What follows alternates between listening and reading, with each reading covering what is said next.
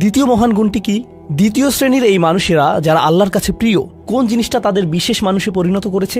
ওয়াল্লাযীনা ইয়াবিতুনা লিরাব্বিহিম সুজ্জাদান ওয়া কিয়ামান, যারা রাত্রি অতিবাহিত করে তাদের প্রভুর উদ্দেশ্যে সিজদারত এবং দণ্ডায়মান অবস্থায়। তারা লোকচক্ষুর অন্তরালে গভীর রাতে নামাজে মশগুল থাকেন, কারণ তারা জানেন যে রাতের গভীরে আল্লাহ তাদের সবচেয়ে নিকটে থাকেন। আমাদের অনেকের জন্য এটা অনেক কঠিন যে আল্লাহ যদি তার সবচেয়ে নৈকট্যপ্রাপ্ত মানুষদের কথা বলেন, এই শ্রেণীর মানুষদের দিয়ে শুরু করাটাই প্রত্যাশিত ছিল। এটাই প্রত্যাশিত ছিল যে আল্লাহ এমন মানুষদের দিয়ে শুরু করবেন যারা সবচেয়ে বেশি নামাজ আদায় করে, বিশেষত এমন সময়ে যখন তিনি নিকটে থাকেন, যা হলো রাতের মধ্যপ্রহর। সেখান থেকে শুরু হওয়ার কথা ছিল, কিন্তু না, তিনি সেখান থেকে শুরু করেননি। তিনি বিনয় দিয়ে শুরু করেছেন, কারণ রাতের সেই নামাজ যখন আপনি এবং আমি আল্লাহর সামনে বিনয়াবনত হই, নামাজরত অবস্থায় অন্য কেউ দেখার সুযোগ না থাকে, চমৎকৃত করার মতো আর কেউ না থাকে, একমাত্র যাকে আপনি চমৎকৃত করতে চান তিনি হলেন আল্লাহ।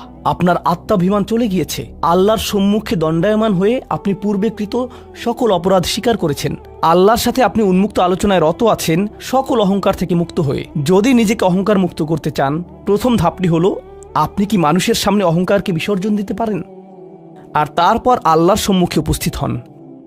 আমরা এমন অনেক মানুষদের কথা জানি যারা ইবাদতে পারদর্শী, কিন্তু মানুষের কাছে তারা খারাপ হিসেবে বিবেচিত। এটা আদর্শ নয়। এখানে একটি শ্রেণীকে অগ্রাধিকার দেয়া হয়েছে, আর এরা তারাই যারা মানুষের সাথে বিনয়ী। তারপর যারা আল্লাহর সামনে বিনয়াবনত হয়ে উপস্থিত হয়। এটা অর্জন করা সহজ নয়, কিন্তু যদি সপ্তাহে একবার, আমি জানি যে এটা কঠিন হবে, কিন্তু সপ্তাহে একবার আপনি মসজিদে ইশার নামাজ পড়লেন, আর এরপর সরাসরি বাসায় চলে গেলেন আর ঘুমিয়ে পড়লেন, আর সেটা তখনই সম্ভব হবে যদি আপনি প্রত্যুষে ঘুম থেকে উঠেন, আর এরপর দিনে না ঘুমান। তো ফজরের সময় উঠুন, এরপর ঘুমাবেন না, নিজেকে পরিশ্রান্ত করুন, এশা পড়ুন, এরপর ঘুমাতে যান। এরপর অ্যালার্ম দিয়ে রাখুন, ফজরের 30 মিনিট আগে অ্যালার্ম সেট করুন, উঠে গিয়ে কয়েক রাকাত নামাজ পড়ুন। শুধু এটুকুই করুন, নিজের মতো করে এটা করুন। এজন্য অন্য কারো ঘুম ভাঙাবেন না, এটা নীরবে করবেন। ঘরের কোনো এক কোণে চলে যান, সেখানেই নামাজ পড়ুন। যদি সপ্তাহে একবার বা দুবারও এটা করতে পারেন, যে প্রশান্তি পাবেন, আল্লাহর সাথে যে সম্পর্ক অনুভব করবেন, সেটা আপনাকে সবচেয়ে কঠিন সময়েও সাহায্য করবে। আল্লাহ আমাদেরকে এই মানুষদের অন্তর্ভুক্ত করে দিন।